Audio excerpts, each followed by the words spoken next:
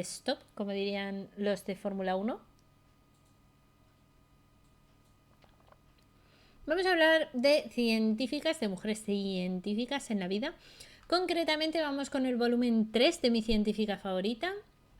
Sabéis que es un proyecto que hicieron desde el Instituto de Ciencias Matemáticas junto con la Universidad Autónoma de Madrid, Universidad Carlos III de Madrid y la Universidad Complutense de Madrid, también por supuesto con el Centro Superior de Investigaciones Científicas y OCSIC, en la Excelencia Severo Ochoa, con el Ministerio de Ciencia, Innovación y Universidades, y que se publicó realmente hace unos añitos. Y por ende, pues hay que hablar de todas estas mujeres científicas para celebrar la diversidad, para celebrar y hablar de todas ellas, para darles visibilidad. El otro día leía una divulgadora, creo que era una divulgadora, que comentaba el tema de que el 11 de febrero se habla de muchísimas científicas y de muchísimas mujeres y tal, ¿no?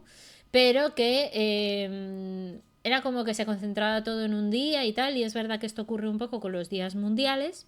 Yo me gusta hablar de días mundiales porque creo que es una manera de aprovechar un poco el boom y darle visibilidad, pero lo cierto es que también por eso cuando hablamos aquí en los directos de noticias o de cualquier otra cosa, como acabamos de hacer hace un ratín, pues también me gusta, en la medida de lo posible, dar visibilidad, y por eso yo también estoy todo el tiempo y todo este mes, igual que lo hice ya también un poco el año pasado, gracias también a los colaboradores, ¿no? Que lo hicimos en formato blog. Este año lo he hecho un poco más variado, con algunos blogs, como hemos visto ayer, o con incluso pues publicaciones en carrusel. Hoy os he hablado de Dilamar, por ejemplo, que es una mujer que nos está permitiendo, todo lo que ella hizo es el principio del wifi, del GPS, del Bluetooth y de un montón de cosas. Este directo sin ella no hubiese sido posible, no tendríamos wifi, no tendríamos GPS, por tanto no se hubiese podido hacer una tecnología como Google Maps, y os hubiese podido enseñar, ¿no?, esa parte de China. O sea que gracias a todas estas científicas tenemos mucho que agradecer y mucho que conocer. Así que, por tanto, vamos a ir conociendo a distintas científicas, ¿vale? Para aprender un poquito más sobre ellas. Una mujer que quizás sea muy poco conocida, y que yo de hecho la conocí un poco cuando me leí este libro hace ya bastante tiempo, es Theano. Se llama así, no tiene más, Theano. De especialidad en medicina, matemáticas y cosmología, fue miembro de una de las escuelas de pensamiento más influyentes de la historia, y os la presento. Se interesó en la teoría de la proporción áurea y por los poliedros regulares. De hecho, estos poliedros son sólidos limitados por polígonos regulares, es decir, los lados y los ángulos que están en el interior son iguales entre sí y son idénticos, de hecho, en los que cada vértice se une a un mismo número de caras. Solo existen 5 que hacen esto en el mundo, que se tengan como tal descritos, y es el tetraedro, formado por 3 triángulos equiláteros, el cubo, constituido por 6 cuadrados, el octaedro, que son los 8 triángulos equiláteros, y el dodecaedro, que tiene 12 pentágonos regulares, y por supuesto el icosaedro con 20 triángulos equiláteros. Es probable que los pitagóricos solo conocieran 3 de ellos, el tetraedro, el cubo y el dodecaedro, porque eran los más fáciles entre comillas, pero este último de figura tenía un lugar destacado en el misticismo aritmético, y por eso es tan importante. De hecho, aquí tenéis, por ejemplo, 3 imágenes. Este de aquí que está dando la clase es Pitágoras, ¿vale? Luego tenemos además que los pitagóricos, un poco sus discípulos, ¿no?, estaban ahí al amanecer observando cómo salía el sol, intentando un poco celebrar ese momento y además recoger datos, y la relación de la proporción áurea que da lugar a la espiral de Fibonacci, una cosa que encontramos en un montón de obras de arte, en un montón de ámbitos en la naturaleza, ¿no? Por ejemplo, las conchas de un caracol o tal. Por cierto, yo tengo concha de caracol por aquí, la voy a enseñar para que veáis ahí. Ya está la espiral de Fibonacci. Un segundillo, hoy vengo. Lo voy a enseñar para que veáis. In situ. Voy a coger una grande para que lo veáis mejor. Entonces, para que lo veáis, a ver si yo coge la cámara. ¿Vale? ¿Veis? Ahí, espera. A ver, cámara, enfóquese usted a la espiral de Fibonacci de esta maravillosa caracola, ¿la veis? De un caracolito que me la encontré. Y como veis, es la espiral de Fibonacci. O sea, es maravillosa. Es que, bueno, es una fantasía. La naturaleza y la biología es que son lo más de lo más de lo más de este mundo. Pues ahí está, la espiral de Fibonacci en versión caracolita de caracol. Muy mona. Pero bueno, que lo podéis ver también en otras muchas caracolas, incluso de los gastrópodos. Así que, en resumen, nace en Crotona esta mujer y existe una gran confusión respecto a su biografía, algo normal porque hace muchísimo tiempo, obviamente, estábamos hablando del siglo VI antes de nuestra era y por ende pues es hace mucho y por tanto es muy complicado tener muchos datos, pero bueno, habitualmente se considera que fue la mujer de Pitágoras e hija de Brontino, otro miembro de la escuela pitagórica, pero otras fuentes la identifican de hecho incluso como discípula de Pitágoras y mujer de Brontino, así que como no está muy claro, pero bueno, parece que estaba asociada con estos dos, pues por ahí estaba. Y por tanto, según algunas fuentes, su padre es un patricio rico que dedicaba también parte de su fortuna al mecenazgo de las artes y las ciencias. Entre sus protegidos estaba Pitágoras y por eso se cree que tenía tanta vinculación con este. Y su padre no tiene ningún inconveniente y de hecho Teano se incorpora a la escuela de Pitágoras para estudiar. Como veis hay bastantes posibles orígenes. Lo que sí que está claro es que tuvo relación con Pitágoras de alguna manera. Es una buena alumna, por tanto, y con el tiempo se acaba convirtiendo incluso en maestra dentro de lo que sería la escuela de Pitágoras y tras la muerte de este termina haciéndose cargo de la escuela durante un tiempo. Probablemente Teano es una de las supervivientes de sangriento ataque de la secta, ¿no? Que existió con diversas versiones y leyendas, pero que al final acabaron produciendo la muerte de Pitágoras tras lo que ella se dedica, a difundir la doctrina de su maestro, bien fuera su marido, su padre, su primo o el que fuera, pero vamos, que como tuvo relación con Pitágoras y estaba de acuerdo con su línea de pensamiento, lo divulgó, que es muy importante. Entre otras cosas, también es muy importante destacar este trabajo, por ejemplo, tan bonito de Teano, que hizo una alumna de quinto de primaria en un colegio de Madrid, además de la misteriosa figura de Pitágoras, que aproximadamente estuvo entre el 569 y el 475 antes de nuestra era, y que es fundador del grupo y muchas otras personas obviamente cimentaron su corriente de pensamiento, entre ellas estaba Teano, considerada por algunos autores como la primera matemática de la historia. De hecho, el pensamiento racional empezó a abrirse paso frente al mitológico un poco ya en esta época y la escuela pitagórica fue muy importante para dar los pilares de lo que sería el principio de una revolución cultural que pretendía descifrar los fundamentos de la existencia a través de los números. Los pitagóricos fueron los creadores de la abstracción matemática, que es la matemática previa desarrollada también por egipcios y por mesopotámicos, por supuesto, y era una colección de reglas, fijaos, a las que se había llegado a través de puro empirismo, destinadas a cuestiones prácticas como dividir el terreno o como, por ejemplo, pues eso, observar algunas de las proporciones áureas, ¿no? Como os mostraba yo con la caracolita, ¿no? Cosas que vemos en la naturaleza que se repiten continuamente y que tenemos que intentar entender por qué ocurre, por qué la naturaleza ha llegado siempre a estas cuestiones, por ejemplo. Entonces, la búsqueda del conocimiento y realizar plenamente la naturaleza, analizar y preguntarnos por la naturaleza humana, también eran parte de sus trabajos.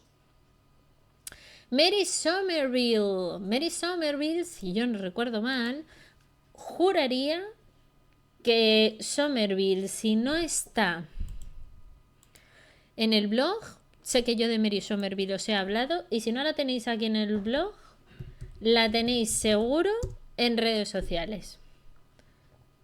La tenéis en redes sociales, confirmado. Pero yo os he hablado de Mary Somerville y la tendréis por tanto por ahí por mis redes sociales. Así que no me voy a parar mucho en hablar de ella, no porque no sea importante. Mary Somerville es una mujer impresionantemente interesante, Pero deciros básicamente que de las cosas que más le hicieron brillar es que fue una mujer que para su tiempo se dedicó al estudio y a la difusión de matemáticas y avances científicos. Y rapidísimamente deciros que básicamente escribió un artículo que se llamaba The Magnetic Properties of the Violet Rays of the Solar Spectrum, y que es el primer escrito científico firmado por una mujer, lo que supone un gran revuelo entre los científicos del momento. La Royal Society le encarga una versión traducida al inglés de la mecánica celeste de Laplace, porque también tenía la capacidad de conocer varios idiomas. Recibe junto a Caroline Herschel, de la cual ya hemos hablado, la medalla de honor de la Sociedad de Astronomía, porque básicamente sus trabajos científicos fueron de hecho las primeras mujeres en conseguir este reconocimiento, y murió estudiando los cuaterniones, que son muy importantes dentro de lo que sería en el siglo XIX principalmente, sobre todo, para poder avanzar en el ámbito de las matemáticas, de la dinámica del cosmos, de la física newtoniana. Y sobre todo que hizo un antes y un después. Pero como ya os he hablado de ella y la tenéis en redes, y a mí me gusta provocaros para que vayáis a ver mi contenido también en otras plataformas, pues sale. No os cuento mucho más de ella. Deciros, no obstante, que Somerville también estuvo en Oxford y en Cambridge, que no eran centros de investigación científica, sino esencialmente seminarios a los que asistió, y que gracias a toda su formación y a toda la gente con la que se reunió, influyente de la época, escribió pues esas propiedades magnéticas de los rayos violetas del espectro solar, y experimentó la acción de los rayos del sol sobre jugos vegetales incluso, siendo una mujer pionera y muy curiosa de conocer.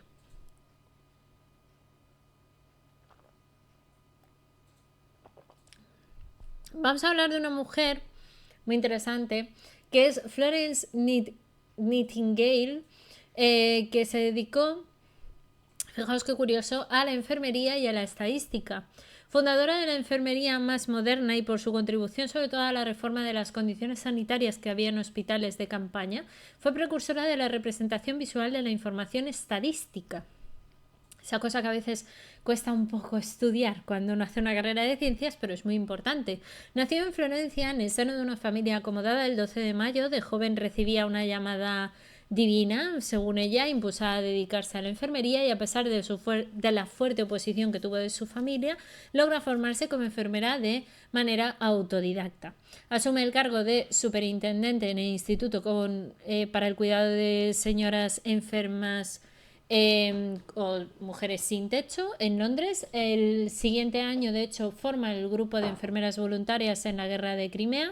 Esto ocurre en 1853 y ella nace en 1820, así que ya tenía unos añitos, y la nombran miembro también de la Royal Statistical Society, siendo la primera mujer, de hecho, que accede a este cargo.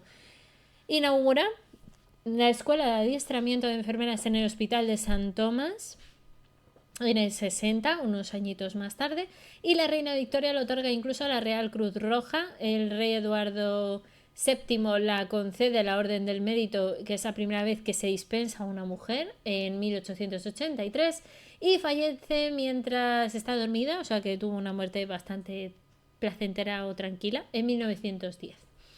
¿Por qué tenemos que hablar de Florence Nightingale? Porque sus notas sobre enfermería, qué es y qué no es, sirvieron como base a los programas de estudios de las escuelas de enfermería. En el prefacio decía: cada día tiene mayor importancia el conocimiento de la higiene. El conocimiento de la enfermería, en otras palabras, el arte de mantenerse en estado de salud, previniendo la enfermedad o recuperándose de ella. Se la conoce como el conocimiento que todo el mundo debe tener, distinto del conocimiento médico propio solamente de la profesión. Tomaba además notas sobre sus pacientes, fue bastante pionera en la revolucionaria idea de que los fenómenos sociales pueden medirse y someterse a un análisis matemático, y también fue precursora en la prescripción visual de la información. Usaba, entre otras herramientas, diagramas e histogramas circulares, pues, para que la gente entendiera los datos y los pudiera reflejar, y lograba a través de los ojos lo que somos capaces de transmitir a las mentes de los ciudadanos y a los oídos que son más sensibles a las palabras. De hecho, fijaos, los primeros gráficos que ella hacía, o primeros diagramas, ¿vale? Pues para que la gente fuera y tuviera una información visual, que es muy importante para aprender, para entender lo que estaba reflejado en datos, porque claro, tú le pones a alguien una tabla de Excel y se vuelve majara, pero esa tabla de Excel la conviertes en un gráfico visual y de pronto dices, vale, que los tropecientos, 900.000 datos que tú tienes en ese Excel resulta que se traducen en que la población de 1950 a 1980 pues ha ido creciendo, decreciendo, y lo veo en un gráfico súper clarito, precioso, bonito. Pues gracias a esta mujer en parte llegamos a eso. Así que muy importante su participación. Muriel Bristol, una mujer botánica, una mujer amante de las plantas, que no solamente era amante de las plantas, sino que sus investigaciones sobre el proceso de absorción de los nutrientes por las algas fueron cruciales. Fijaos, os cuento un poquito de ella. Nació un 21 de abril en Croydon, en Reino Unido, en 1888. Ole, las plantas, ahí. Tenemos nosotros un colaborador maravilloso que es bioplantólogo, como digo yo, nuestro especialista en plantas en gran parte. Así que si os gustan las plantas, con bioplantólogo tenéis mucho que aprender. Además, creo que ya os lo dije ayer, he sacado un vídeo de la célula vegetal, así para tener la base clara, así que podéis ir a verlo. Pues he dicho, nuestra queridísima Muriel Bristol, que si ella estuviera en la actualidad, os digo yo que se diría bioplantólogo, pues resulta que nació el 21 de abril en Croydon, en Reino Unido, en 1888, y comienza a trabajar en la estación experimental de Ramsden, en Harpens, en Reino Unido, en 1919. ¿Qué pasa? Que Ronald Fisher publica el libro que se llama The Design of Experiments, en el que se incluye el experimento de la catadora de té en 1935, ya veremos ahora por qué tiene que ver con Muriel, y muere el 15 de marzo, desgraciadamente, a causa del cáncer de ovarios en 1950, nuestra querida Muriel Bristol. ¿Y por qué Muriel Bristol tiene que ver con todo esto? Porque aunque hay pocos datos biográficos de ella, desgraciadamente, se doctoró en botánica en la Universidad de Birmingham, en Reino Unido, se especializó en el estudio de las algas y en el mecanismo que siguen para adquirir nutrientes gracias a su trabajo en la estación experimental de Rochester, en Harpens, en el Reino Unido, y inspiró el experimento estadístico denominado lo de la catadora de té, tras haber afirmado que solo con probar una taza de té podía saber si se le había echado la leche antes o después del té. El experimento fue llevado a cabo por Ronald Fisher y de hecho una de las especies de algas más importantes que descubrimos gracias a Muriel fue la Chlamydomonas muriela, que de hecho lleva su nombre y fue bautizada con este nombre en su honor. Un día cualquiera, Muriel Bristol, durante un descanso, fue a tomar un té con dos de sus compañeros de trabajo de la estación experimental de Rochester. Esto es para contaros un poco de dónde viene la historia esta del experimento del té. Y el primero le ofreció una taza, pero Bristol la rechazó tras probarla, alegando que solo le gustaba el té si la leche era vertida antes que la infusión. Ante la incredulidad de los hombres por este hecho, le proponen el siguiente experimento para demostrar si realmente podía percibir si una taza se le había echado la leche antes o después del té. Y bueno, pues ponerlo a prueba, ¿no? Entonces Bristol, que tenía que distinguir entre 8 tazas de té, 4 con la leche servida antes del té y 4 con la leche servida después, colocadas en manera aleatoria, ¿vale? Y dijeron, bueno, a ver si lo adivinas, a ver si de verdad lo puedes detectar. Como ya habían aventurado, la mujer pudo diferenciar sin problemas cada una de las tazas y su justificación fue que el sabor cambiaba cuando se le añadía leche fría al té o caliente, debido a que las proteínas de la leche coagulaban y que por lo tanto a ella no le gustaba el sabor que resultaba cuando estaba coagulada. Este hecho le permitió a Fisher, biólogo y estadístico, presentar este experimento dentro de su libro y al que aplicaron de hecho el denominado test exacto de Fisher, que era una prueba que demuestra que el resultado no se ha podido deber al azar, sino que es precisamente porque ocurre una circunstancia diferente, como explicó muy bien nuestra queridísima Muriel Bristol. En cuanto al número de tazas elegidas, el por qué fueron 8 fue considerado porque Fisher, como los suficientemente elevados como para, consideró que era el número suficiente elevado como para poder mostrar que no era algo por suerte, era algo que tenía una proporción buena. Y como era aleatorio, es decir, no estaban colocadas todas en un orden determinado, pues se podía hacer mejor. Entonces, pues eso, vertieron leche antes y después y gracias a que Muriel dijo, pues es que esto es así, pues se aprendió mucho más del tema y ahí está, en un libro, nada más y nada menos.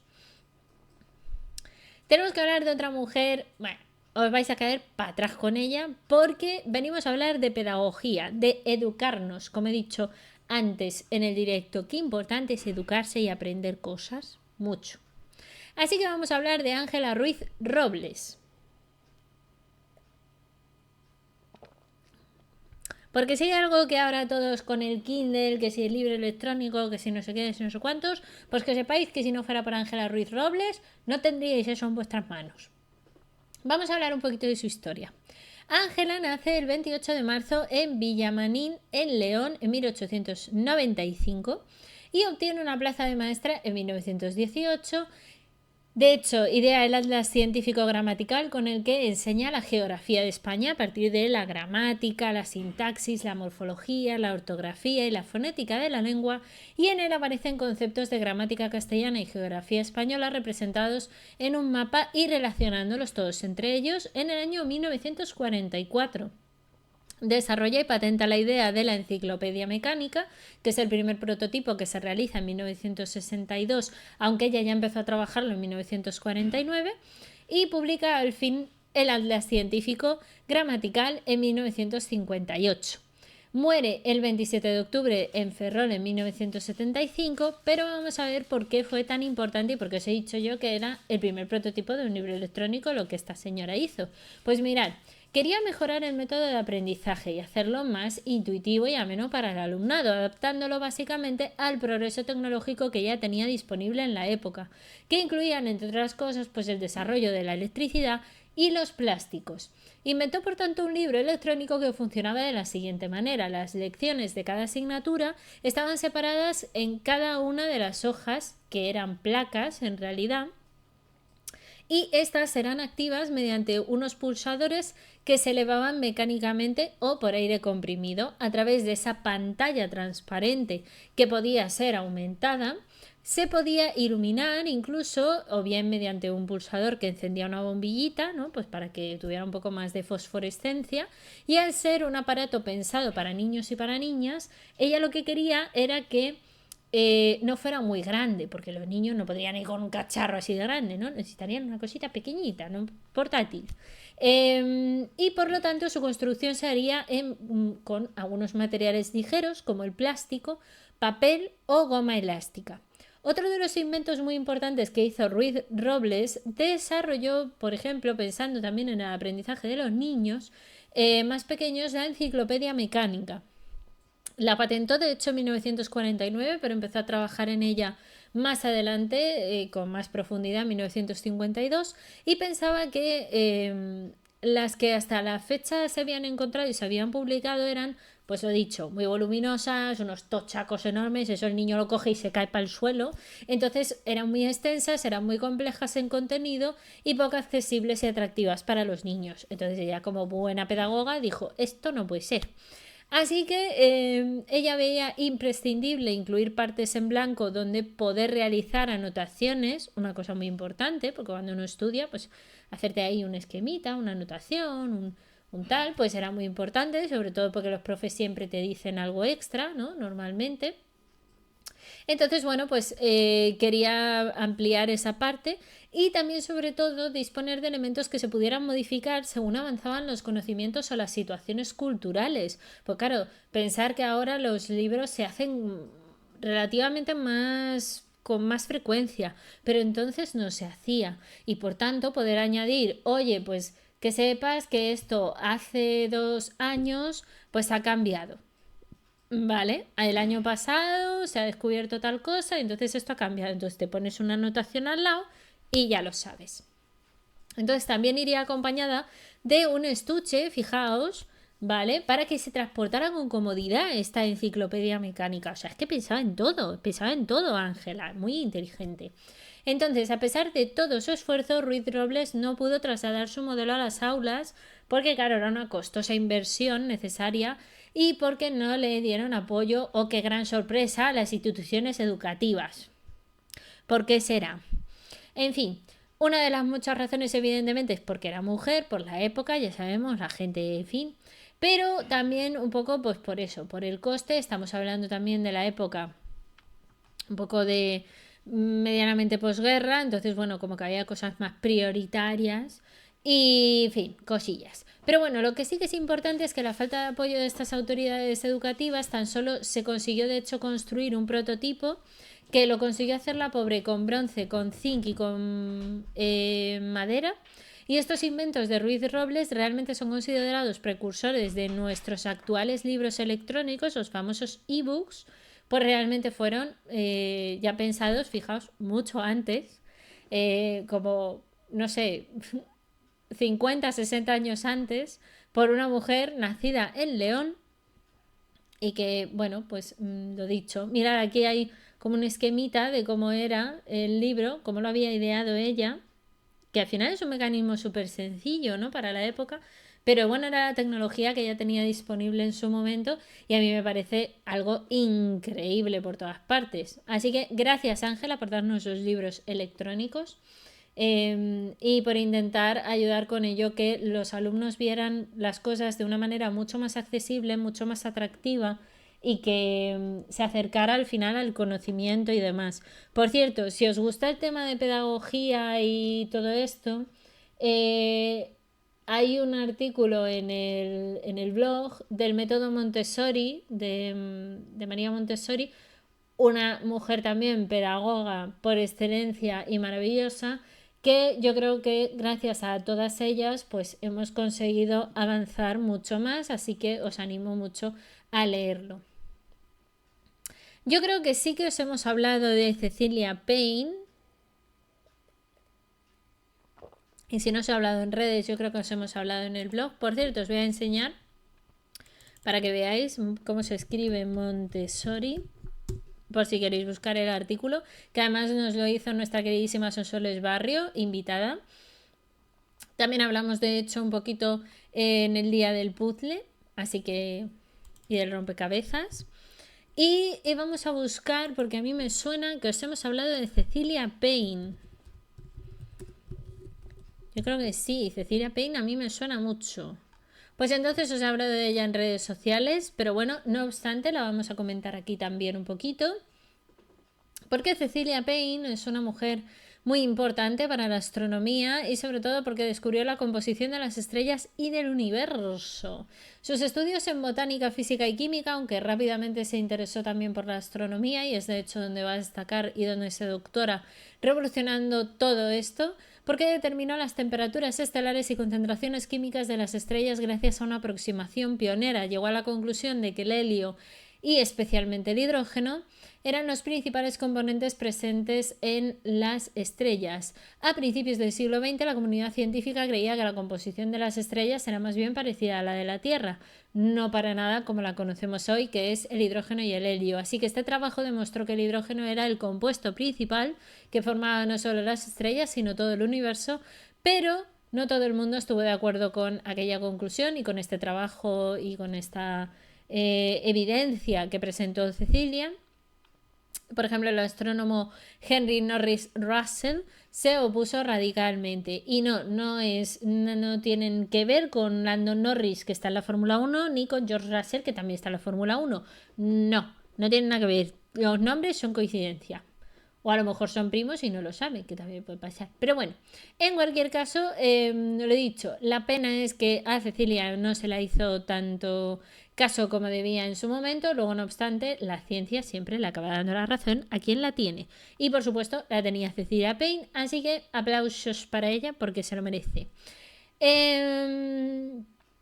Pasamos a otra científica, también una mujer que se dedicó también a la astronomía, Nancy Roman, que fue una de las primeras mujeres ejecutivas de la NASA y tuvo un papel fundamental en el programa Hubble, que construyó y se puso también en órbita y operó durante años el famoso telescopio Hubble, ya lo sabemos, y nos ha dado algunas de las imágenes más populares del espacio, ¿no? Aquí la tenemos, viajó por todo el país hablando con astrónomos para saber qué era lo que querían y necesitaban para sus investigaciones, porque qué mejor que ir a preguntarles a ellos. Pues querían hacer observaciones por encima de la atmósfera para mirar un poco qué había a través de la atmósfera, qué había más allá. Y por tanto el cristal, claro, tenía que ser pues, de una alta calidad y tenían que tener problemas porque los defectos, las imágenes y tal no eran de buena calidad. Entonces forma un comité de astrónomos en todo el país, algunos ingenieros de la NASA y tal, los reúne a todos y dice, bueno, pues ahora todos juntos vamos a pensar cómo vamos a hacer esto posible. Uno de sus principales logros fue la planificación desde cero de esta misión relativa al telescopio Hubble y el primer gran telescopio óptico puesto por tanto en órbita. Además fue un esfuerzo que duró muchos años hasta obtener un diseño detallado de este que podría orbitar la Tierra sobre la atmósfera para obtener y enviar las imágenes más claras desde el espacio hasta el momento. De hecho, aquí tenéis el telescopio Hubble. Esto es la Tierra. Aquí tenemos también a Nancy Roman, que como digo, pues estaba aquí con un montón de máquinas, un montón de ordenadores de la época, haciendo precisamente esto. Y como curiosidad, la empresa Lego comercializó una figura de Roman entre 4 mujeres identificadas como pioneras del espacio. Que lo sepáis, por si acaso.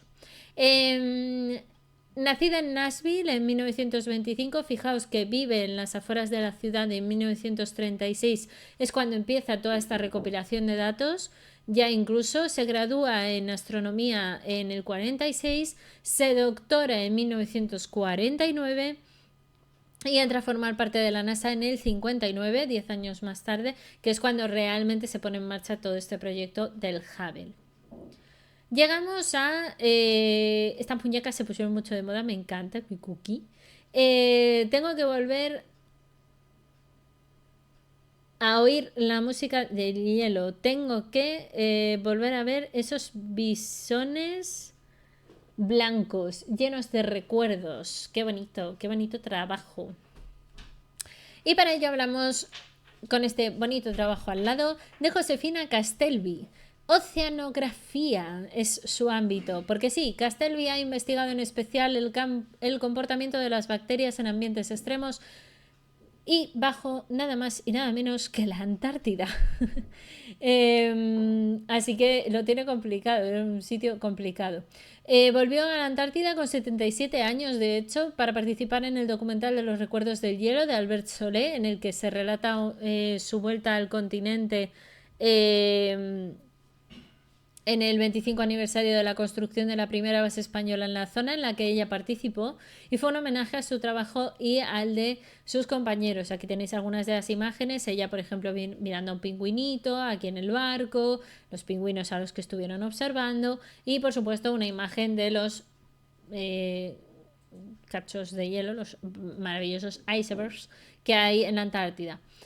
Nacida el 1 de julio en Barcelona en 1935, comienza a trabajar en el Instituto de Ciencias del Mar del Consejo Superior de Investigaciones Científicas en 1960. Se convierte en la primera española en participar en una expedición internacional en la Antártida. Se marchó junto a otros 3 científicos del CSIC en el 84. Se convierte en jefa de la instalación de la base de la Antártida española Juan Carlos I en la isla de Livingstone, la primera que montó el país en esta zona. Y este hecho hizo de hecho que España entrara a formar parte de este tratado antártico tan importante, dirigida al Programa Nacional de Investigación Antártica desde el año 1995, pero realmente la base se puso en 1989. Es nombrada directora del Instituto de Ciencias del Mar, ¿vale?, donde permanece en este puesto entre 1994 y 1995. Se le da la medalla de oro de la ciudad de Barcelona y recibe el premio de Cruz de San Jorge en el 2003. Y si no me equivoco, lamento deciros que creo que Josefina Castelvi, no sé si ya ha fallecido, pero lo vamos a ver ahora mismo. justo, es que iba a decir, yo creo que ha sido además hace poco. Efectivamente, ha muerto el 2 de febrero de este mismo año del 2026, o sea, ha muerto recientísimamente, en Barcelona con 90 años y pues lo dicho, su historia es cuando menos una historia súper, súper interesante. Y sin ella, pues probablemente no sabríamos nada de la Antártida como lo sabemos hoy. Así que, mirar, pues es una manera de hacerle un bonito homenaje.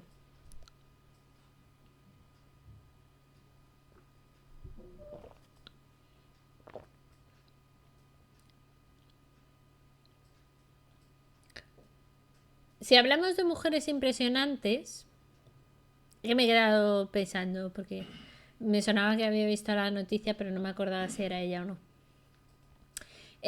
Amalia Ercoli Finci, ingeniera aeroespacial muy importante, ¿vale? Fue la responsable del SD-2, que es una herramienta de la sonda espacial Rosetta de la Agencia Espacial Europea, lanzada en el 2004.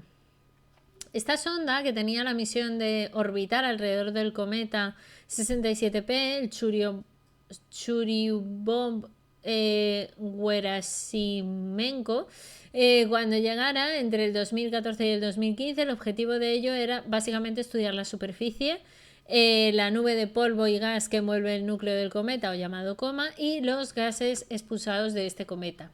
En concreto, el SD-2 consistía en un taladro que recogía muestras de material, sólidos y gases de la superficie para más tarde enviarla a otros 3 instrumentos encargados de analizarla, ¿no?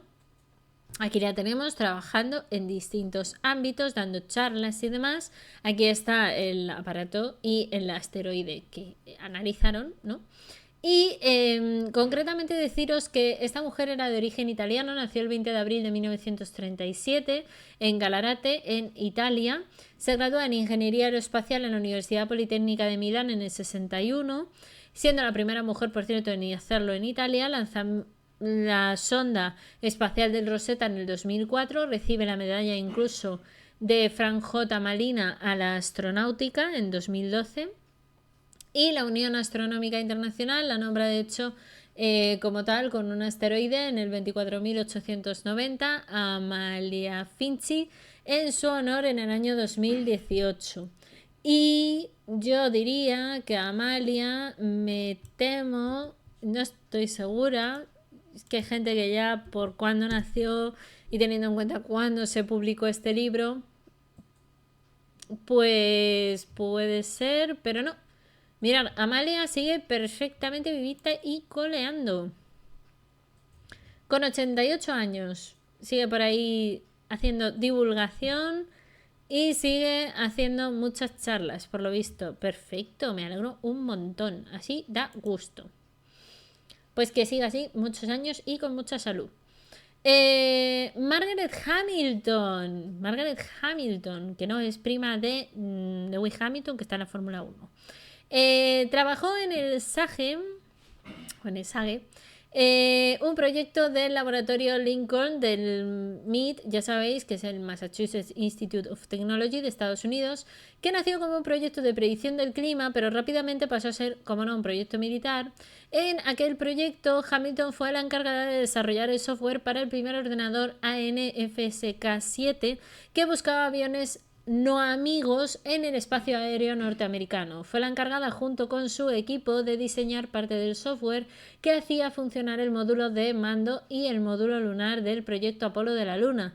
Probablemente quizás sea la persona que evitó el fracaso de esta misión, y minutos antes de que el módulo lunar alunizara hubo un fallo que hizo saltar todas las alarmas. Gracias a que el software estaba diseñado para priorizar funciones imprescindibles y descartar las que no lo eran, mediante la detección precoz de errores se evitó una sobrecarga del sistema y por tanto que no fuera a peor la cosa. Si el ordenador no se hubiera diseñado para recuperar errores, dudo que el Apolo hubiera aterrizado en la Luna. Pero lo consiguió. Margaret Hamilton fue una auténtica pionera en su época, en la cual la programación no se consideraba ni ciencia. Y lo hizo con determinación, contra viento y marea, aprendiendo lenguajes informáticos de forma autodidacta, y ayudó a crear lo que serían las bases de la programación, las de la ingeniería, del software, etcétera, etcétera, etcétera. De hecho, la imagen que tenéis aquí, que quizás sea una de las más conocidas de Margaret, con toda una pila de papeles que es tan alta como ella o incluso más, es junto a las hojas impresas que hizo del código del software de navegación que ella y su equipo del MIT produjeron para este programa del Apolo. Entonces, bueno, pues impresionante, ¿no? El presidente Barack Obama con ella, dándole una medalla de honor. Aquí tenemos, por ejemplo, pues algunas muestras, ¿no? De cómo está, por ejemplo, el emblema de la misión del Apolo 11, que por supuesto se le dio a ella igual que a todos los que colaboraron en el mismo. En la huella de la pisada del piloto del módulo lunar del Apolo 11, que esto quizá no hubiese sido posible sin Margaret, evidentemente. Y saber que era una mujer dedicada a las matemáticas, ¿vale? Se licenció en matemáticas, que trabajó en distintos laboratorios, entre ellos, como hemos dicho, el MIT, principalmente casi durante toda su vida. Nace en 1937, el 17 de agosto, en Indiana, en Estados Unidos, y recibe la medalla del presidente de la Presidencia de la Libertad, el mayor reconocimiento concedido a nivel civil en los Estados Unidos, que es por lo que está esta foto con Barack Obama. Y pues eso, que ella fue la que acuñó el término del software, y gracias a ella pues estamos aquí y todos tenemos un software, entre otras cosas, y gracias a eso pudimos ir a la luna. Así que, ¿quién no conocía a Margaret Hamilton? Pues no pasa nada, porque ahora ya la conoce y puede disfrutar de ella. De Karen Hullenbeck. Karen Hullenbeck sí que os puedo decir que está en un artículo del blog, así que podéis ir a disfrutar de ella, de una vida dedicada a la ciencia y al empoderamiento femenino, muy importante, así que no os la voy a leer yo aquí, pero sí que deciros que su historia es impresionante, que ayudó en la teoría de cuerdas y en la geometría del espacio-tiempo, y que, entre otras muchas cosas, ganó el premio Hubble en el 2019, que ha sido el premio más reciente que ha tenido, y que os animo encarecidamente a que vayáis al blog, que además acaba de salir también por el Nightbot, y vayáis a leer su historia, porque merece mucho la pena. Además, esta historia la escribió Alexia Prieto Brito, y no quiero yo que no vayáis a leer un artículo de una colaboradora mía que lo hizo súper chulo. Aquí tenéis también el trabajo que hicieron los alumnos, así que está bastante guay. Otra mujer que tenemos que conocer en este mundillo es nuestra queridísima Patricia Budd, oftalmóloga. Sí. Y es que resulta que durante el desempeño de su trabajo, Budd se dio cuenta de que en Estados Unidos había un mayor número de personas ciegas entre la población que pues evidentemente era afroamericana o pobre, por lo que logró que en el Hospital Central de Harlem, donde estaba trabajando como interna, se operara sin coste a este tipo de personas. Era la primera vez que en el centro se hacía una cirugía ocular. Así que este fue el comienzo de lo que se conocería como la oftalmología comunitaria, de la que ella fue pionera, en la que integró de hecho a varios voluntarios que ofrecían de manera desinteresada tratamientos oftalmológicos para las personas más desfavorecidas, y posee de hecho 4 patentes, de las cuales 3 tienen que ver con su invento más detallado, el láser Phaco Probe. Y es que es un dispositivo que mejora el láser que se utilizaba en el tratamiento para eliminar las cataratas. Disuelve la catarata con un láser de manera rápida e indolora, y además limpia el ojo y permite que se pueda insertar como tal una nueva lente después. Recibió la patente por este invento en 1988, convirtiéndose en la primera mujer afroamericana en conseguir una para uso médico. La patente más reciente que ha conseguido fue en el año 2000, que fue gracias a una tecnología ideada por el tratamiento de las cataratas a través de ultrasonidos, que son ondas acústicas con una frecuencia por encima de la capacidad de la audición de nuestro oído humano, pero que permiten tratar lo mismo. Desgraciadamente, os he de decir que murió el 30 de mayo en San Francisco a los 66 años, muy joven. pero nacida, fijaos, el 4 de noviembre de 1942, con 66 años, se murió desgraciadamente joven. Fue la primera persona afroamericana en trabajar como residente en oftalmología en esta Universidad de Nueva York, y como digo, pues su historia es una historia que nos inspira y que nos lleva a darnos cuenta de que se puede realmente inventar a veces las cosas más absolutamente locas para el momento, y que fue la primera mujer en ser responsable de la residencia de campo de la Universidad de Charles de Drew en Estados Unidos. Así que es toda una pionera. Patricia Pat es alguien que mejoró y ha ayudado, por supuesto, mucho a que todo lo que es el tratamiento de los ojos pues haya podido mejorarse mucho. Adriano Ocampo, geología planetaria. Sí, vamos a hablar de geodas y geología, porque sí, Ocampo ha trabajado desde su época escolar en diferentes proyectos de la NASA, primero como voluntaria y luego ya contratada. De hecho, la misión New Horizons, en la que es directora, gracias a la que se consiguió, de hecho, en 2015 ver Plutón de cerca por primera vez y tras 10 años de viaje de una sonda. El mayor éxito de su carrera lo consiguió con su tesis doctoral por el cráter de impacto de Chicxulub, ubicado en el noroeste de la península de Yucatán en México, que lo estudió en detalle. También sobre la Tierra ha estudiado cómo dejó el impacto del meteorito y provocó la extinción de numerosas especies, por ejemplo el periodo Cretácico-Terciario hace 65 millones de años, entre ellos dinosaurios, reptiles voladores, acuáticos, etc. Y desaparecieron el 50% de las especies que poblaban la Tierra en aquella época, por lo que es un evento que evidentemente se estudia muchísimo. Desde entonces también ha liderado hasta 6 expediciones en toda la zona del cráter de Chimbousou. También ha descubierto junto a su equipo una cadena de cráteres situada en la región de Aorounga, ¿vale? En el Chad, en África, y son 3 cráteres en fila de unos 10 kilómetros de diámetro que se cree que fueron causados por el impacto de un cometa asteroide fragmentado durante el periodo Devoniano hace unos 400 millones de años. Nacida el 5 de enero en Barranquilla, en Colombia, en 1955, se traslada con su familia a California, Pensilvania. Consigue su primer contrato con la NASA con 17 añitos como asistente técnica y descubre junto a su equipo en la cadena de cráteres de Aurunga en el 96, por lo que ya empieza a despuntar. Se hace doctora, fijaos, por el British Universiteit de Ámsterdam en Países Bajos en el 97.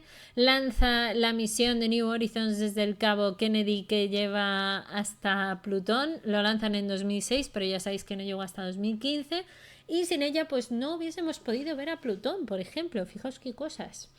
Así que nada, pues aquí tenéis algunos trabajos súper interesantes y que, bueno, que yo creo que Colombia se puede sentir muy bien representada, y que sepan que tienen una científica súper, súper genial en su lista de referentes, que podrían hablar perfectamente con mucho orgullo. Entre otras mujeres científicas tenemos también a Celia Sánchez Ramos Roda, que destaca porque entre los cerca de 30 inventos que ha hecho, destaca una lente de contacto terapéutica para aquellos que han sufrido una pérdida del cristalino tras haber sido operados de cataratas. Un poquito parecido a nuestra querida amiga Pat, y es que también sirve para aquellos que han sufrido un proceso de neurodegeneración. Su funcionamiento consiste básicamente en aplicar un filtro de pigmentación amarilla sobre una lente común para proteger los ojos contra las longitudes de onda del espectro visible. Con este invento y otras 8 patentes más, la científica ha desarrollado lo que se llama el método de alta eficacia, un sistema de prevención visual para lentes de contacto terapéuticas, con el objetivo de proteger los ojos pues, contra la degeneración de la retina, prevenir la degeneración macular asociada con la edad, que es la principal causa de ceguera entre las personas que viven en países desarrollados, y este método también es aplicable incluso con lentillas corrientes, lentes de gafas, protectores faciales de tipo solar, visores de cascos o las lunas incluso de los vehículos, y el propósito de impedir esa exposición a la luz perjudicial ha sido clave. Otros de sus inventos que recibieron de hecho un gran premio del Salón Internacional de Invención Convenciones de Ginebra en el año 2010, consiste en un método de reconocimiento y autentificación de personas a través de la córnea. Esta técnica consiste en elaborar un patrón único e intransferible para cualquier persona tras identificar puntos diferenciales de la cara interna de la córnea, algo imposible de manipular o reproducir, lo que no ocurre con el iris, que sí que se puede. Se ha comprobado que este sistema es más fiable que la identificación, por ejemplo, a través de huella dactilar o la lectura del propio iris, y es algo que, como ya sabéis, pues para todos los sistemas de seguridad, pues es muy importante. Nacida esta mujer en Zaragoza en el 59, comienza a trabajar, fijaos, en el 86 en la Universidad Complutense de Madrid, se doctora en farmacia y en el área de medicina preventiva, recibe el premio de mejor inventora del mundo de la ONU en el 2009, obtiene el segundo doctorado en ciencias de la visión en la Universidad Europea en el 2010 y es ahora investigadora y también doctora honoris causa por la Universidad Internacional de Menéndez Pelayo desde 2012. Una mujer impresionante y que, lo dicho, oye, pues ha hecho grandes avances en este sentido. Aquí ya tenéis, ella con su lente, como te está enseñando, cómo es posible que aquellas personas que llevamos a veces gafas, pues podamos mejorar nuestra salud, que es muy importante.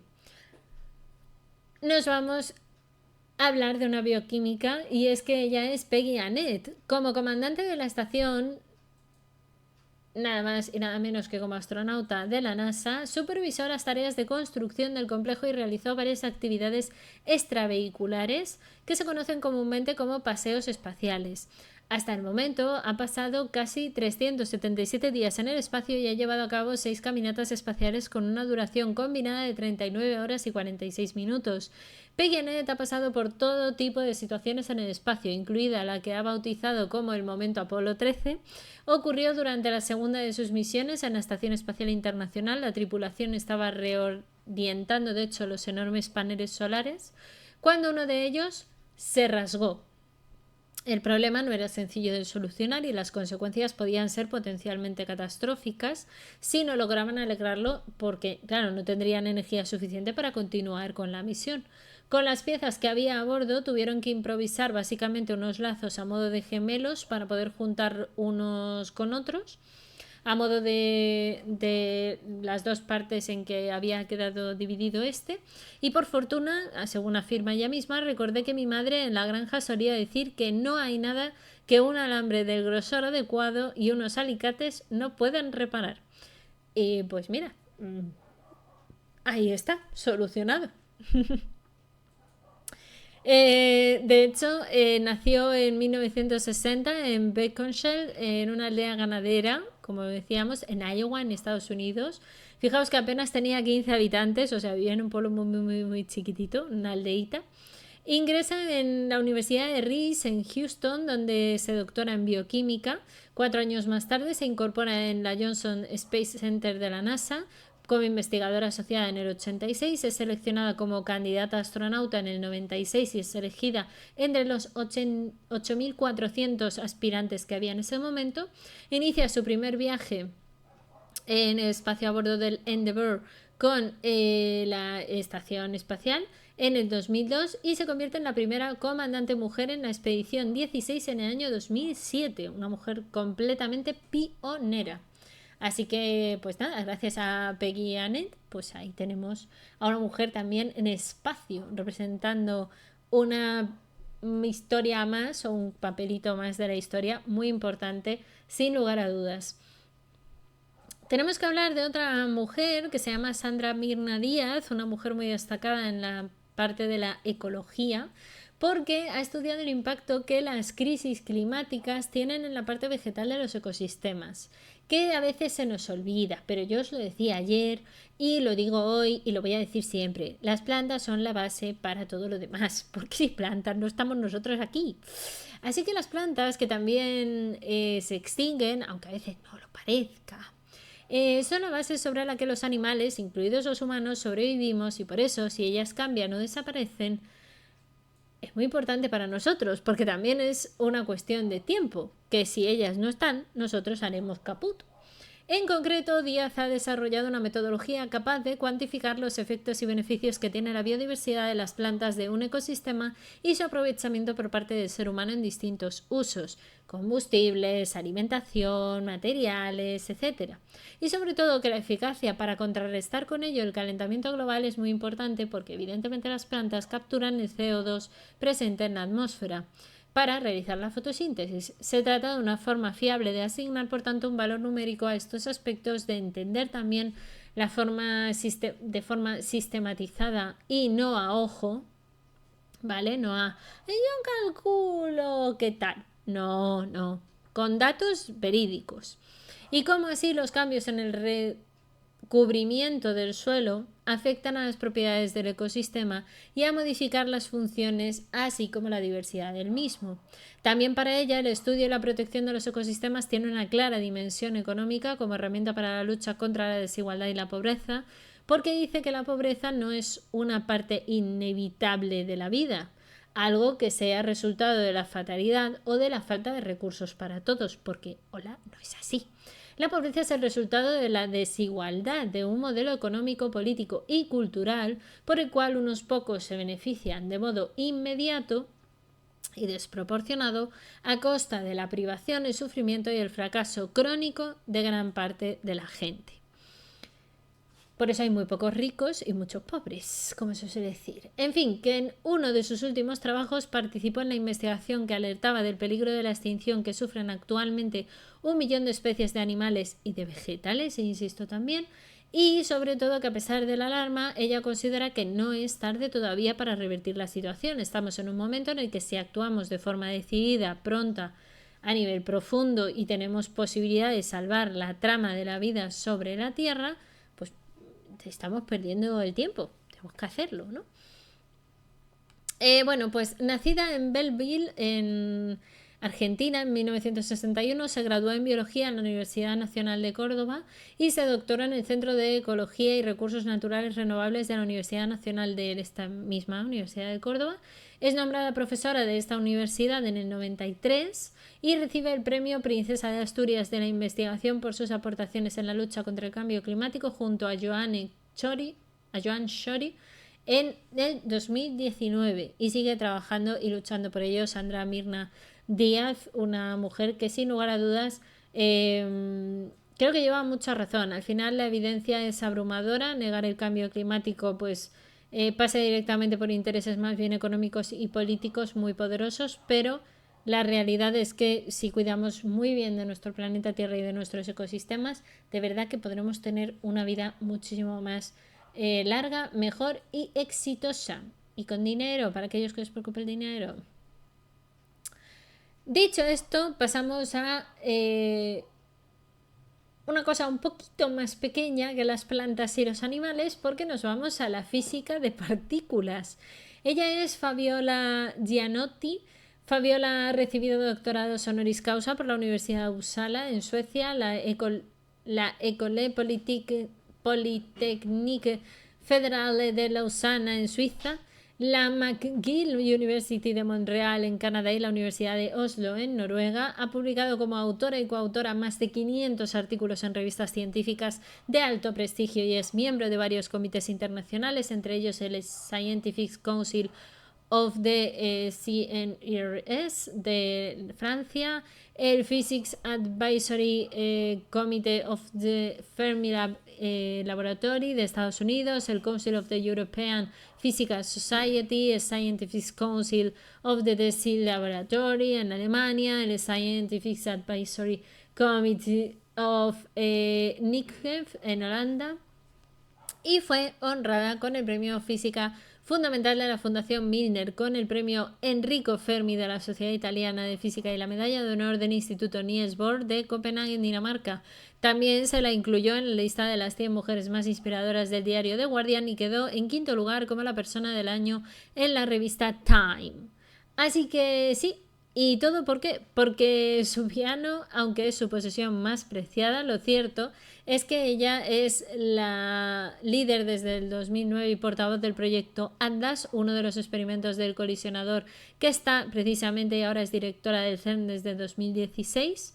Recordar que el CERN es el centro organizador de investigación europea donde se encuentra el laboratorio de física de partículas más grande del mundo, una instalación científica donde se está estudiando precisamente cómo funcionan estas partículas, cómo chocan y cómo interaccionan, y las leyes fundamentales de la naturaleza van a partir de estas partículas y de este conocimiento. Nacida en Italia el 29 de octubre de 1962, como digo, doctorada en física y que está en el CERN desde el año 94 y ahora directora, es sin lugar a dudas Fabiola Gianotti, una mujer que nos puede inspirar a todos muchísimo.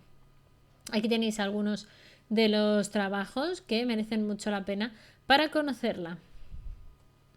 Llegamos a otra mujer también impresionante que es biofísica. Ella se llama Xiaowei Xuan y junto al equipo de su laboratorio ha desarrollado nuevas técnicas de microscopía óptica, el STORM, famoso, el Stochastic Optical Reconstruction Microscopy.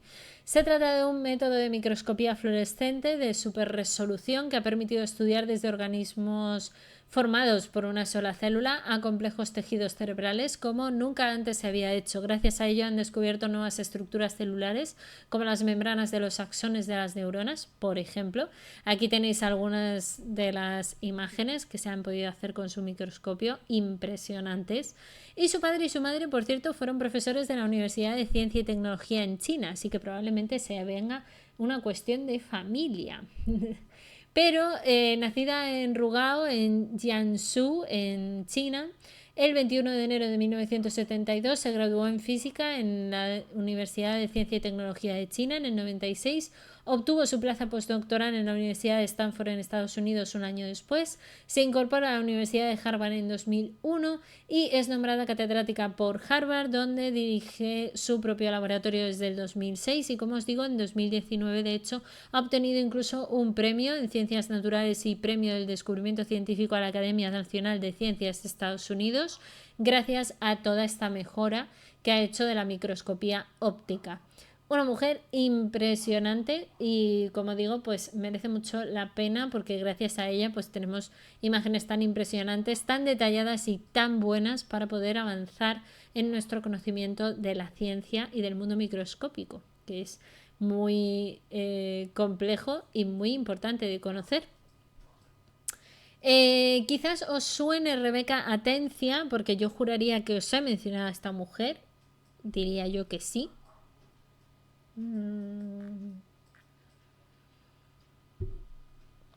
Me quiere a mí sonar que sí. Voy a buscarla en el blog un momentillo, porque yo creo que en algún momento creo que sí que la he mencionado, o quizás no. Quizás me estoy equivocando. Con otra mujer científica. Puede ser, porque he hablado de tantas que a veces me lío. Pues no, parece que no. Así que no pasa nada, pues la descubrimos ahora.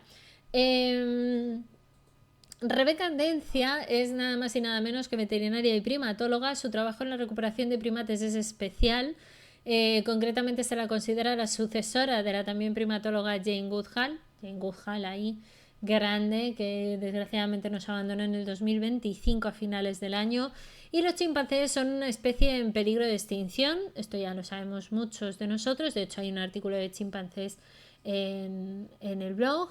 Debido principalmente a la deforestación de la selva, las plantaciones de palma y se suma también la caza furtiva de los grandes simios, ¿no? Como consecuencia, muchos chimpancés de corta edad se quedan sin madres, lo que los acaba dejando en una situación muy vulnerable y por ende, pues al final, entre los traficantes de mascotas y de caza y demás, pues acaban siendo bastante difíciles la supervivencia de los chimpancés, ¿no? Entonces, desde que llegó al Congo en 2004, ha ayudado a rescatar y a rehabilitar a más de 160 chimpancés y otros muchos primates y trabaja también en la reintroducción en el entorno. Ha trabajado directamente también realizando labores de formación, educación, sensibilización y desarrollo sostenible del medio ambiente en el Congo. Por ejemplo, junto a su marido ha enseñado a los habitantes africanos a cuidar a los chimpancés bebés que llegan al centro pues un poco asustados, heridos, ¿no? Traumatizados un poco por la experiencia. Y se les ha rescatado y se les ha podido incluso reintroducir al centro. Aquí la tenéis con Jane Goodall, la tenéis aquí con un montón de chimpancés, aquí con un chimpancé bebé y aquí con otro, y intentando pues ayudarles a salir adelante. Esta chica nació en Ferrol, ¿vale? En A Coruña, en 1977, viajó al Congo para participar en un proyecto de la ONG Help Congo, del Parque Nacional de Konkouati, de la recuperación y reintroducción de chimpancés en la selva. Ese mismo año es nombrada directora del Centro de Rehabilitación de Chimpancés de Chimponga, del Instituto Jane Goodall en el Congo, y de hecho es elegida en su momento, en el año 2018, por la Newsweek como la mujer del futuro, porque es una lista formada por 20 mujeres referentes en el ámbito y modelos de futuras generaciones. Tengamos en cuenta que Jane Goodall ya aquí era un poco mayor, y entonces de hecho se la dio también el premio en el Concello de Ferrol el día 8 de marzo del año 2019, pues para reconocer su labor por la defensa del ecologismo, la igualdad y el cuidado de unas especies tan sencillas y tan importantes como los chimpancés. Muy importante la labor de Rebeca Atencia, creo que es una de las caras más reconocibles dentro de las primatólogas más actuales, y además, pues lo he dicho, como ha estado muy implicada con el Instituto Jane Goodall, salió cuando falleció Jane Goodall a decir que para ella evidentemente pues había sido un duro golpe, porque al final había trabajado y conocido a Jane en primera instancia, y por ende pues merece mucho la pena, ¿no? Yo creo tener ahí a esta nueva referente que va a ayudar a seguir ese legado que nos ha dejado Jane Goodall y que merece mucho la pena. Pasamos a otra científica en el ámbito de la genómica. Hemos dicho antes la importancia de los genes. Y vamos a conocer a Viola Javierre, que de hecho es la última científica, iba a decir por el número de páginas, creo que ella es la última. Así que vamos a hablar de ella. Y es que Javierre estudia junto a su equipo la cromatina, el ADN básicamente, y las proteínas que se encuentran en el núcleo de las células. Sus interacciones con el resto de los genes han desarrollado, entre otras cosas, de hecho, una técnica que permite estudiar las interacciones entre los genes para detectar qué secuencias son las que regulan cada actividad de cada gen, para saber si se produciría, por ejemplo, la leucemia linfoblástica aguda infantil, un cáncer sanguíneo bastante cruel. Son como unos enchufes que deciden qué gen se va a encender y cuál se va a apagar. Es una manera analógica en la cual ella ha intentado un poco explicarlo con esta analogía. Y dice que sobre todo si detectamos el gen en el que va a pasar ese encendido, se podría lograr probablemente, en este caso particular de la leucemia, combatirla a través de tratamientos menos fuertes, más efectivos y menos agresivos contra sobre todo los niños, que al final tienen un sistema inmune también muy delicado. Pero que también incluso esta técnica se podría llegar a utilizar en otros tipos de cáncer. Fue elegida en 2019 como una de las 15 científicas más jóvenes y más prometedoras del mundo por L'Oréal UNESCO for Women in Science. Se convirtió así en la quinta española en conseguir este galardón y participa en actividades y en acciones de fomento y apoyo a mujeres en ciencia, por supuesto que sí. De hecho, tengamos en cuenta que nació en el 83 en Huesca, se licenció en Biología y en Bioquímica por la Universidad de Navarra en 2006, se doctora en Biología Molecular en la Universidad Autónoma de Madrid en el 2011 y comienza a trabajar en el Instituto de Investigación contra la Leucemia Josep Carreras en Badalona, en Barcelona en el 18, recibe el premio L'Oréal, como digo, en el 19 y todavía sigue trabajando allí, por supuesto, con el mismo objetivo, y cada día pues intenta ayudar a que esta situación cambie, que es muy importante. Recordar que en estos libros tenéis todos los glosarios de algunos términos un poquito más científicos o más técnicos, por si los queréis consultar, todas esas fuentes y bibliografías de donde sale toda la información, y también pues comentaros un poco pues todos los colegios que han participado, entre ellos pues muchos ya sabéis de Madrid, que es donde están la mayor parte de los centros de investigación y las universidades que participan en este caso. Pero, no obstante, yo creo que merece mucho la pena. Es un proyecto que, como digo, duró 3 volúmenes, que yo sepa no hay más. Pero bueno, merece mucho la pena. Yo creo que está muy bien. De esta manera, a lo tonto y sin a lo tonto, hemos conocido a un montón de científicas. Algunas de ellas, como veis, nos las hemos saltado, pero porque ya hemos hablado de ellas en otros formatos o en otros casos, ¿no? Y no os preocupéis porque lo que vamos a hacer antes de que se me olvide, y como hicimos ya con los anteriores libros, os lo voy a subir aquí al canal del Discord a, al chat general, ¿vale? Y, excuse me. ¿Pero qué tú me estás contando, chico?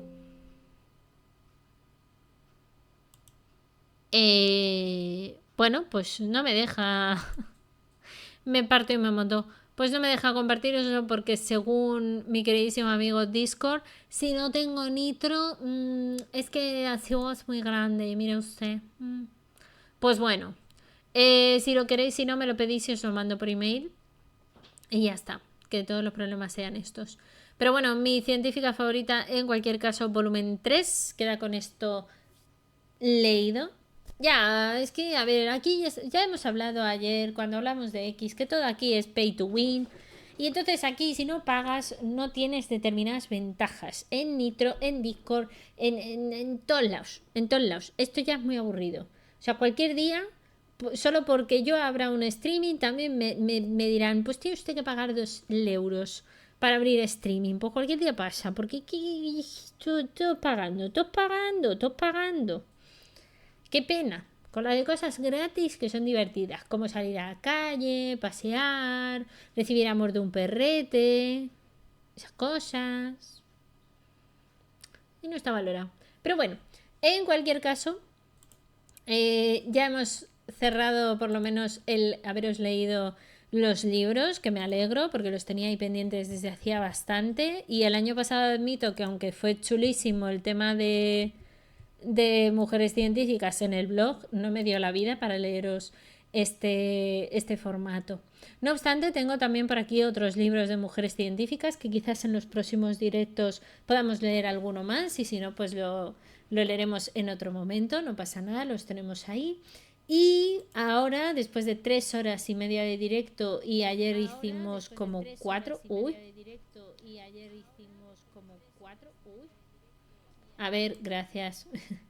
Que se me ha abierto disco porque quería ver quién estaba en directo para pasaros a alguien a haceros una raid y que os llevéis 250 puntos del canal gratis y sobre todo que os llevéis el disfrute de seguir viendo otro canal chulo. Pues a ver, ¿a quién tenemos por aquí? Bueno, está Cerezade que va a jugar algún jueguecito. Tenemos a la gente viendo, por supuesto, Fórmula 1, Soy Motor, Víctor Abad, gente hablando de las cuestiones más geopolíticas, como descifrando la guerra. Tenemos también a gente jugando a Pokémon, gente jugando a Apex Legends, entre otras cosas. Pero yo creo, mirar, hoy hace sol, hace un bonito día. A Cerezade creo que se lo hicimos la última vez porque estaba haciendo ciencia. Y yo creo, opinión personal, que en un día soleado, que por fin hace bueno, le podemos mandar la raid a One Portuguese Farm. ¿Qué os parece? Para mandársela a nuestros queridos animalitos para que se coman algo rico y hermoso en este día soleado y que disfruten de ello. Gracias por hacer directo un día más. Gracias a vosotros por estar aquí. Nada, nos vemos próximamente en otro directo. No sé yo creo que el fin de semana ya no voy a hacer, creo que no, porque mañana tengo planes, el domingo tengo otro plan, principalmente que tiene 4 patas y se llama Uka. ¿Verdad, cariño? Claro. Me ha mirado, o sea, ella está de acuerdo, es importante. Claro que sí. Entonces, nada, pues eso, que Tengo planes el fin de semana, así que probablemente no habrá directo, pero intentaré que haya directo, como digo, al menos lunes. Martes no me comprometo porque martes es un día un poco distinto. Pero lunes, miércoles, viernes, a ver si lo podemos hacer, ¿vale? O sábado incluido, no lo sé. Pero antes de que acabe el mes, a ver si podemos, porque estoy en un muy bonito número de seguidores, que son 333. 33333. Si lo multiplicamos por 2 sale 666, the number of the beast. Yo creo que es un bonito número al que deberíamos de llegar, pero bueno, poco a poco. Y sobre todo, y lo más importante, porque como os decía, voy a intentar conseguir un logro nuevo de Twitch. Me quiero poner objetivos alcanzables y pequeñitos mientras sigo haciendo otros proyectos por otra parte y mientras os sigo creando contenido para que no os falte y para que yo así pues avance, porque luego algún día encontraré trabajo y luego no podré hacer tantas cosas. Entonces hay que explotar este momento. Así que paséis un muy bonito viernes, un muy bonito fin de semana. Os mando con nuestra queridísima granja portuguesa para que nunca os falte la alegría de ver animalitos en una granja. O bueno, si es libres, pues mejor que mejor. Y nos vemos en el próximo directo, que ya digo, creo que será más bien el lunes. No os preocupéis, os avisaré por redes sociales y el Discord también os avisará. Y nos vemos en el próximo directo con mucha más ciencia. Exacto, recordad siempre que tenéis 250 neuronas que os lleváis gratis y os quedáis para la raid, así que no vayáis, que os la lleváis, todas estas cosas. Así que nada, sin más dilación, nos vamos de raid con One Portuguese Fan. Os quiero a todos un besito muy grande, que la ciencia y la fuerza siempre os acompañe y seguirme todos los días en redes sociales porque todos los días tendréis una nueva científica que descubrir, al menos hasta el 28 de febrero. Y luego, pues mucha más ciencia. ¡Nos vemos! Que nos vamos del directo. Y más ciencia tendremos. ¡Chao!